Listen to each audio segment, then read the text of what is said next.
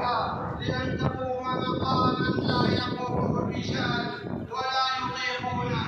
ومريم الصديقة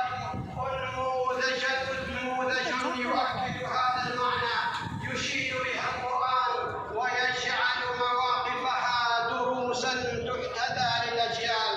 تقبل الله دعاء امرأة عمران في مولودتها فتقبلها ربها بقبول حسن وأنبتها نباتا حسنا، ورسم لها ولفتاتها بل ولكل فتاة مسلمة معالم الطريق في الحياة، السعي لرضا الله، النبات الحسن بكمال الأدب والعفة والحشمة، والصحبة الصالحة التي تعين على الطاعة والعبادة. كلما دخل عليها زكريا المحراب وجد عندها رزقا، قال يا مريم أنى لك هذا؟